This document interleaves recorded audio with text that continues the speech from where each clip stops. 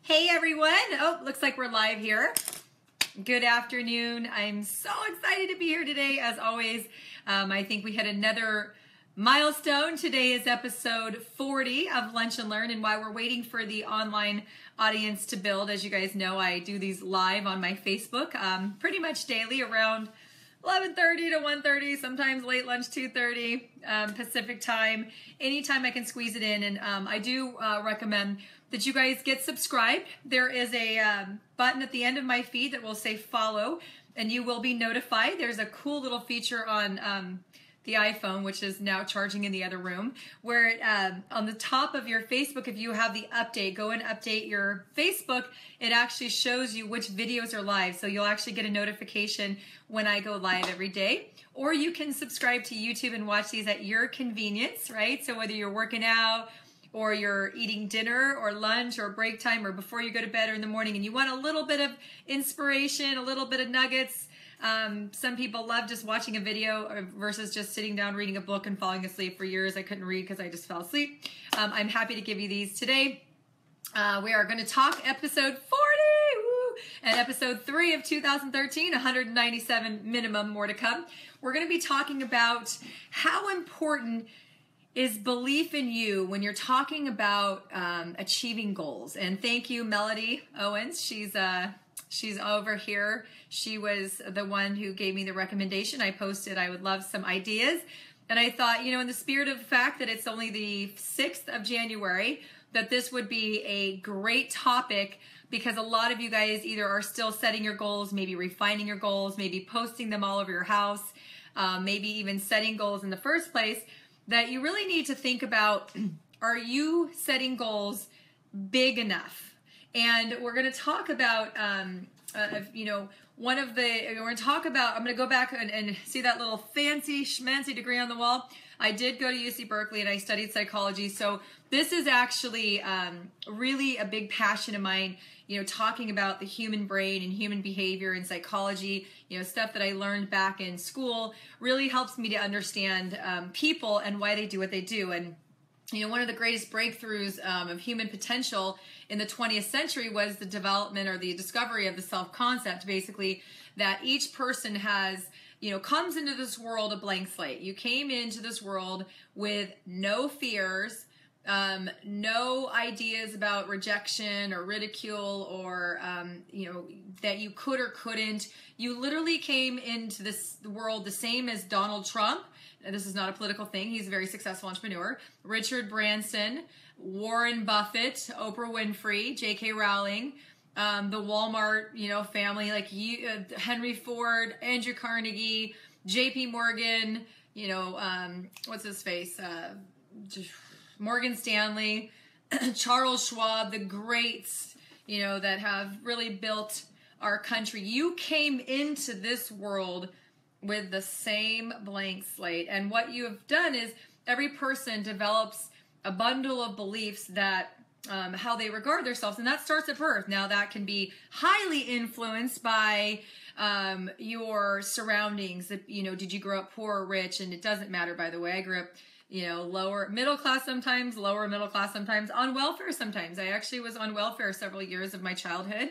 But I didn't get all the fancy jeans and I didn't have name brand. My parents didn't go run out and buy me everything. I would have never had an iPhone. There's no way that my parents could have afforded an iPhone. So I would not have had an iPhone. I would have had, I had a corded phone. I remember that phone ran all the way down. I was excited to go spend $5 and get a cord that reached from the kitchen to my room. That was like before cordless phones, right? So, I'm not that old, but that was my high school.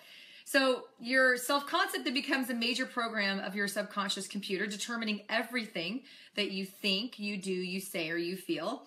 And for this reason, your outer life becomes, begins with a change of your inner life. So if you don't get your inner life right, no matter how many goals you set, you won't even, you'll sabotage. From here to here is what's the most biggest obstacle is what sits between here and here, which is your brain, your thinking, right? The obstacles in the world aren't 1,000th as powerful as the obstacles that you create for yourself. And that is your belief, your self-concept.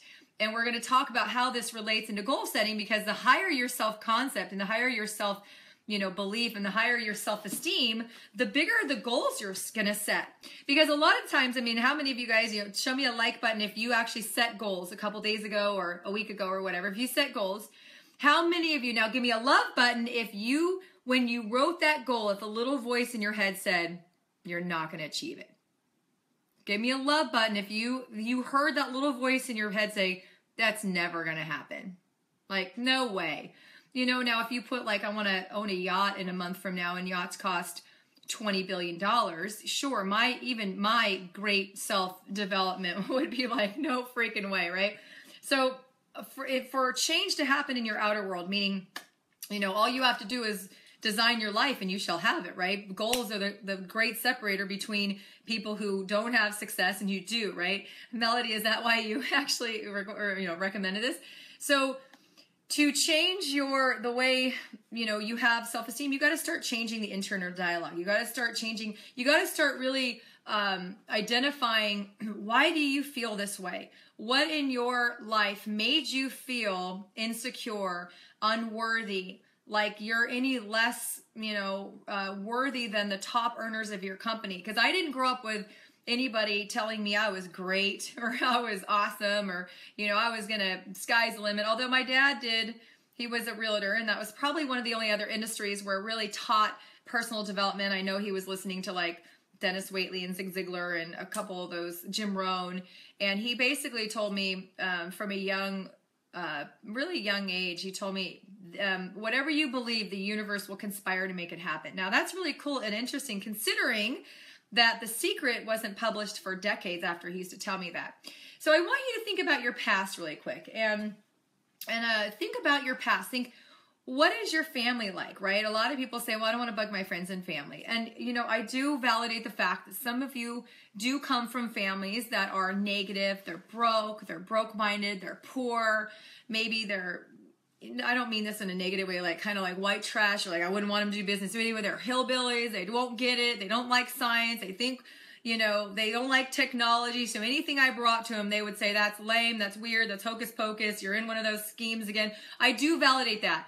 But in the same token, I want to let you know that I built this without any family in my downline. You know what I mean? I've built, teams of I have had some family. Actually, I had a stepbrother in my last company. I had, in my downline, I had a brother-in-law, but that wasn't the reason I had success, right? So I do acknowledge my parents would have never done network marketing. All my aunts and uncles, I remember in our first company, they were like, don't get too excited about this. Those things don't last. And I was like, well, what company did you do? Oh, no, we just know. Oh, you just know, huh? Okay, great. Well, you just know. And while I'm going to make a bunch of money. And I did. So, don't listen to family. When people are unhappy and miserable, misery loves company. That's not just something people say, that's the truth.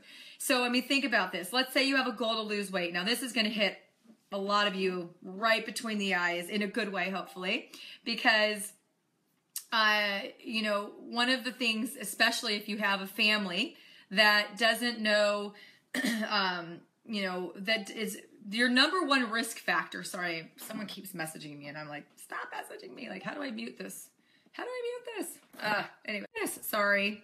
Someone just keeps messaging me on Facebook and has nothing to do with this. So anyway, okay, your number one risk factor for obesity is if your parents are obese. In fact, you have a 58% chance of being obese if your parents are. Why? Because it's socially acceptable. It is not genetic, by the way. Like less than 5 out of 1,000 people have genetics where they have something wrong with their body, which they will, not lose weight. So it's not that obesity runs in your family. It's that nobody actually runs in your family, right? Nobody exercises.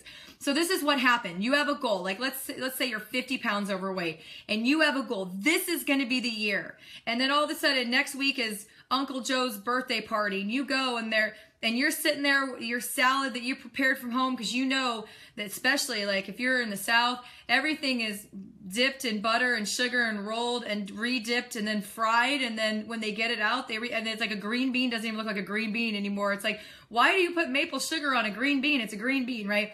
But that's a whole other talk show. And so you go and what happens?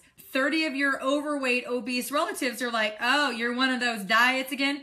newsflash, eating correctly is not a diet, it's good sense. So don't ever I've always been passionate about health and wellness. If you're drinking juice and eating salads and not eating bread and sugar and processed food and throwing back Diet Cokes and alcohol and like, that's good sense. People feed their plants better, but sorry for the little, the rant, but so what happens is you start to doubt yourself. And it's real. I'll give you that. It's real. It is real. You're sitting there and grandma and mom and you're snickering at you. Oh, there she goes again with one of her little diet things. Okay, whatever. Let me know when the next one is. And oh, you're going to sell some products to me too, right? And I don't mean that disrespectfully. That's the truth. And we all feel that. And so it's like you go out with your friends and they're all having a glass of wine and you're like, well, no, I'm not going to drink wine. I'm trying to really get healthy. Oh, whatever. There you go again, with your little hippie, good for you. And then all of a sudden you start thinking, am I different? Am I weird? Should I not be like this? And you start doubting yourself. Well, let me ask you a question. Is it their body that's going to feel the heart attack when you die of obesity, or is it yours?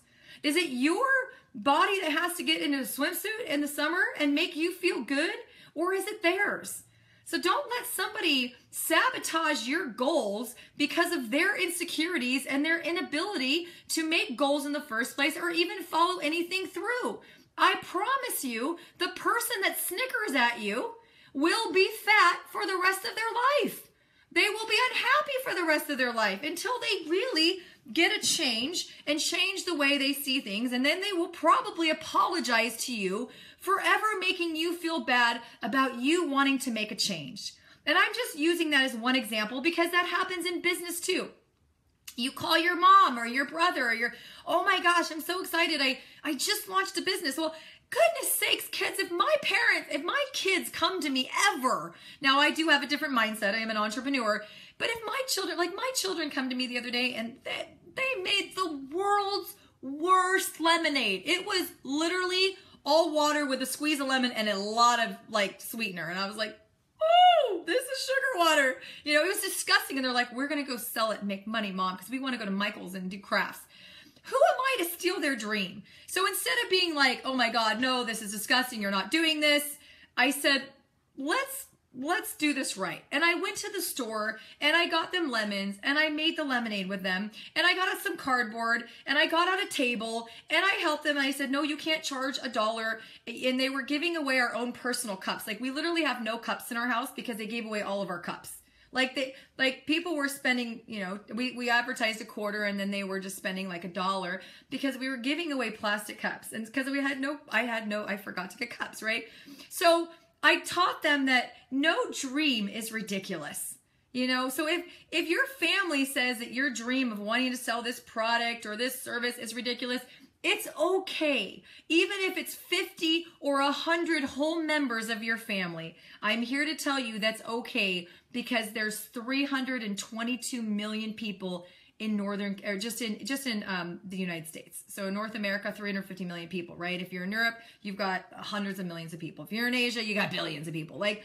Don't let Uncle Joe and Aunt Betty, who tried, some company in 1963 and didn't have success, steal your dream. So when you set goals, I want you to think, do you not believe in them because you don't believe in you or because you're scared to piss off your family or friends? And I'm telling you right now, the number one sabotage of why you won't do your goals is spouse, children, family, friends. Spouse, children, family, friends. In fact, for years and years and years, I got criticized by my friends because I was building an international business and I was never home. And I was home, but I was home and I would be with my children who were younger at the time. Instead of going out to happy hour and Super Bowl parties and, all the social things, which are fun. I went to the important things. I went to baby showers. I went to, weddings. I went to bridal showers. I went to bachelorette parties. I was a friend, but just because I'm not weekly going out drinking because I'm here doesn't mean I'm not a good person. And for a long time, I got a lot of criticism from a lot of my friends and family for doing that. But you know what? What's more important? The legacy I'm leaving, impact I'm leaving on my children, on this world, on my team, in this industry, it's worth a little bit of criticism. So a lot of the times your belief isn't based on how you really feel about yourself. It's how you feel people will react when you succeed, when you get that weight off, when you have that positive attitude. People even have a way of being crappy to people with good attitudes. They're like, oh, there comes Tara again and all her happiness. She's always so happy. I don't know what your life is like. You're always so happy. Like, there are people that will be pissed off that you're happy. So, like, seriously, I want you to think about it when you write your goals down. You are magnificent. I don't even know who you are, and I believe in you. You know why I believe in you? Because you're human. You live in this era. And yesterday we talked about this is the most amazing era. This is the golden ages. There's more opportunities today. You can build a global phone business from your phone. No matter who you are, you can spend time increasing your skill, increasing your value, increasing your, worth in the marketplace. You can learn about stuff. You can learn social media. You can learn branding. You can learn network marketing. And a couple years from now, with goals to just make little changes, you can be extraordinary. Guys, when I started, I wasn't not was I not only extraordinary, I wasn't great. I wasn't good. I wasn't even mediocre. I was terrible. I was terrible for months and months and months. In fact, I was so terrible one time that someone stood up, and I'll never forget, we were down in the Palm Desert area, these kind of wealthier ladies that had done network marketing, and they were like, stop talking. Like, stop talking. Like, I was terrible. I broke out in hives. So yes, you see me, I'm decent now, but I've been doing this for 10 years, 9 years full time. So what's 9 years full time? Probably 20 to 30 or 40,000 hours I've been doing network marketing, and I've been doing personal development, and I've been working on my self-concept. I've been working on my self-esteem. I've been working on my self-image, and I'll tell you that there's nothing sexier and there's nothing more radiating than confidence. I have seen some people that you think they're like, okay, and then they start speaking, you're like, all of a sudden they go from like a 3 to like a 9. You're like, that person is beautiful. Beauty is something far more than hair and makeup and, clothes and stuff. I'm the most unstylish person ever. I'm like wearing a fleece with cool, look at that, leggings. Like, I'm like a mom, and I wear mom clothes because I don't work out. I wear workout clothes because they're comfortable, although I did work out yesterday.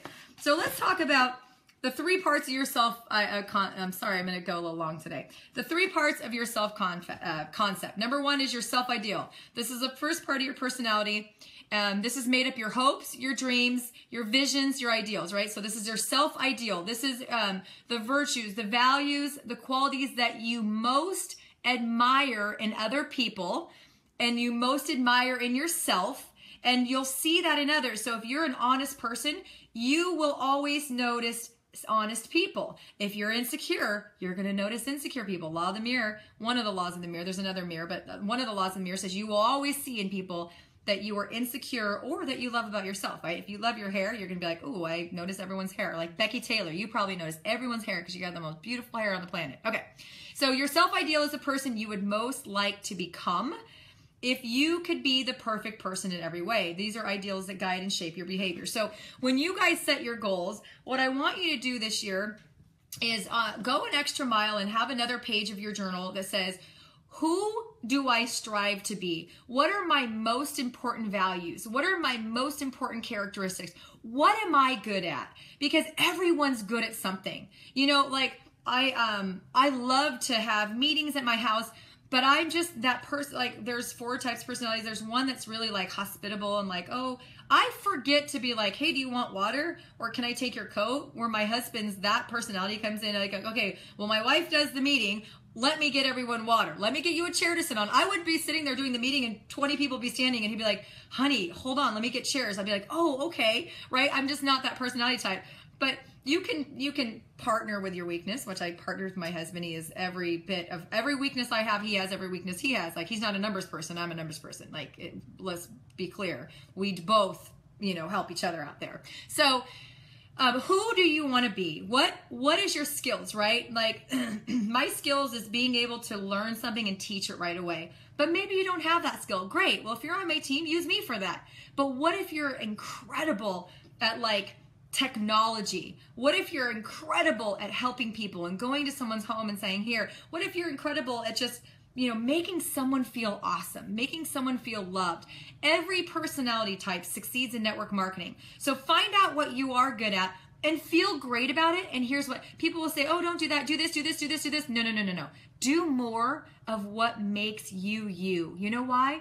Because you'll have social successes. People will be like, you know what? I really love you. You are a kind person and you are so sweet. They will no longer care that you can't draw the comp plan out on a whiteboard, because they will be so focused on you, and they'll be proud to be on your team, and they'll be proud to join you because they like you. So be more. Now, if you're a comp plan person and numbers person and they're not, they might be, well, then keep doing that. Keep doing more of what you're good at, because that's going to build your self-confidence. That's going to build your self-belief. And remember, you always attract what you are. You don't attract what you want. So if you want a good, loyal, compassionate, steady person that shows up and is punctual and kind and, willing to work, willing to get better, then you've got to be that person, or you're not going to attract them, right? So when you're setting your goals, think, you can't sit there and set health goals and think, well, I'm a fat, ugly, unworthy, slobbish, lazy person. Like this year, I'm telling myself every day, I'm not lazy. I do have time to work out. God, last year I was just like, I don't have time. My husband's like, you have time, you just don't make time, which is true. Right? And I'm just like, oh, I hate to work out. I'm changing that paradigm. I was an athlete all my life. Man, I was like the girl that when I had a kid at 26, I was with a jogging stroller and I was back to my pre-pregnancy weight a minute later, right? Like I was always a healthy person. And somewhere I just developed this strong despise for working out, and that's just laziness.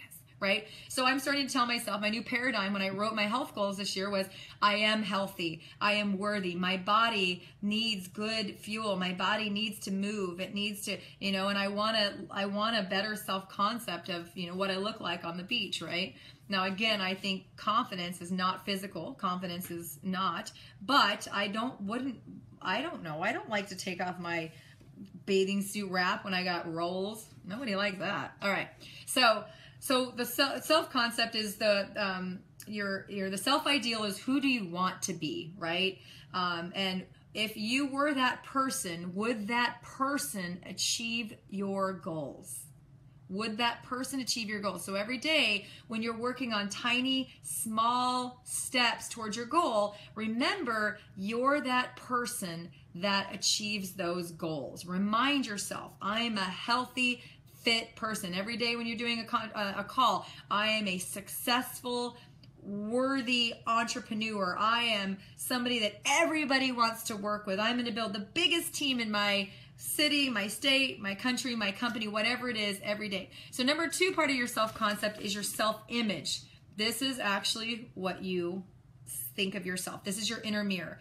And because of the power of the self-image, this is probably really important, is you will perform on the outside whatever the picture is that you have on the inside, right? And so if you don't think you're worthy of being successful, if you can't see yourself on stage, if you can't see yourself leading people, teaching people, coaching people, working with people, building a community, you have to see that first. And remember that nobody invited me to become a network marketer. I saw it and I decided to be a network marketer, and I learned the skills of network marketing. Everything that I know and I do and I've learned over the last 10 years, you can learn. Right? You can learn. It doesn't matter how old you are. You can learn every single skill necessary to be successful. You can learn every single thing you need to learn, that need to know how to be healthy. You can learn everything you need to know how to have great, positive, uplifting relationships with your spouse, with your children, with your parents, with your siblings, with your friends, with your community. All right.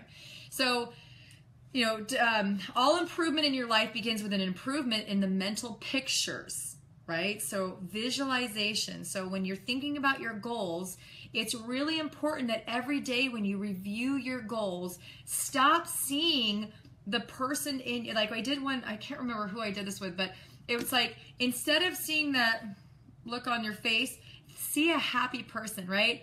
Stand confidently, right? So someone like that, like, look at, do I look very successful? But look at the change. It's like, just like smile, light up your eyes, posture, get in a stance that actually is like, I'm good, I'm positive, I got this. Just changing your stance, Tony Robbins teaches, changing your physiology will literally change your moods. It will change your belief. So, you know, get into the habit that when you go over these goals, you subconsciously start visualizing yourself as a self-confident, you know, sure person, of someone who has knowledge, someone who has belief, someone who has, you know, that someone who people want to be around, someone that's healthy, someone that's fit, someone that's vibrant, someone that's energetic, someone that's magnetic. Start thinking about that, because remember, it's not going to happen by accident.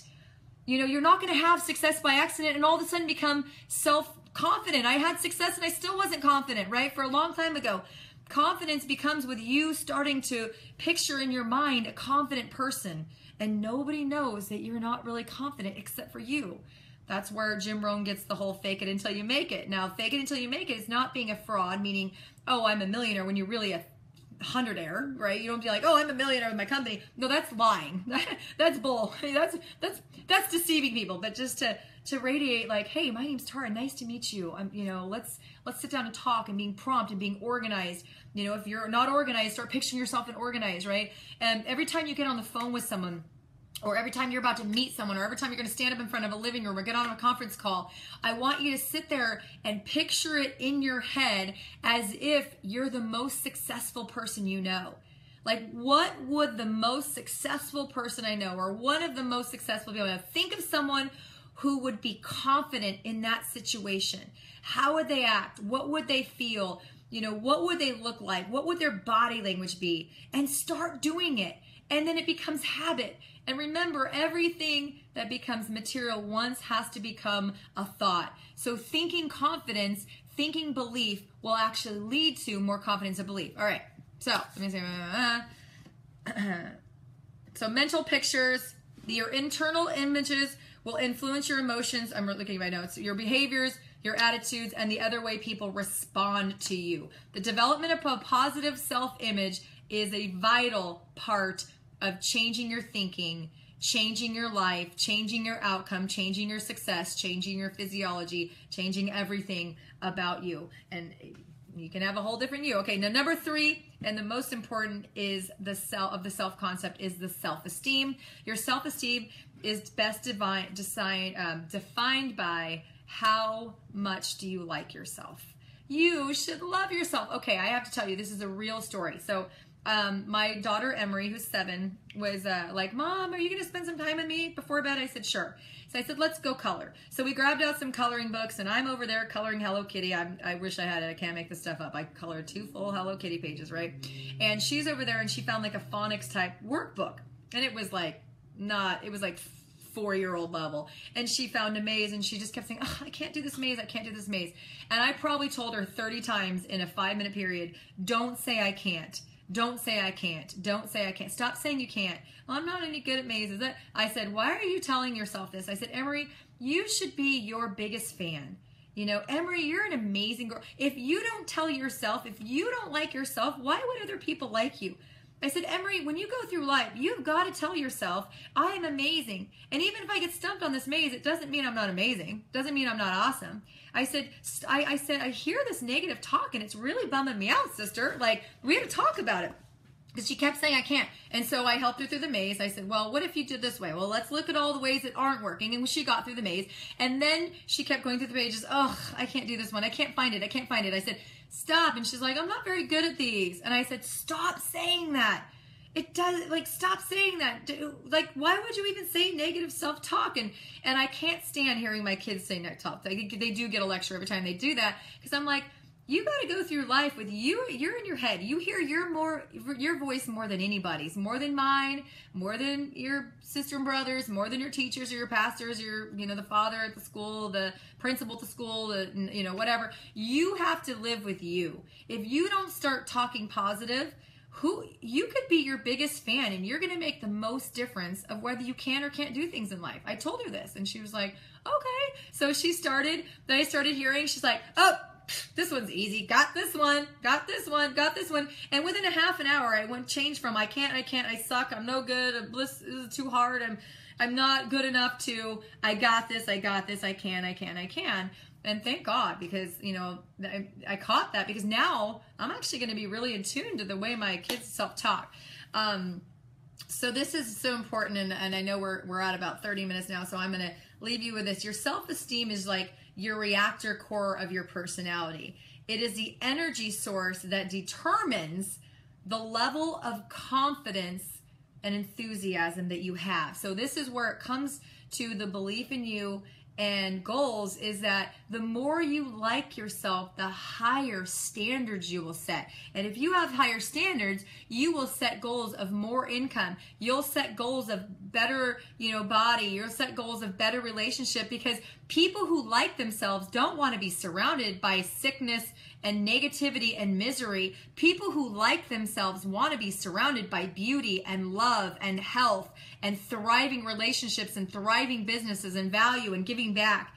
And the more you like yourself, the bigger goals you will set for yourself, and the longer you will pursue them, the longer you will persist in actually attempting to achieve them. The reason that people fall off their goals in January is because they haven't started changing the beliefs and the paradigms in their head that got them to being 100 pounds overweight, or $50,000 in debt, or on their 5th marriage, or, you know, with you know, kids that they don't even want to talk to them. It's those things that got them there. You've got to change.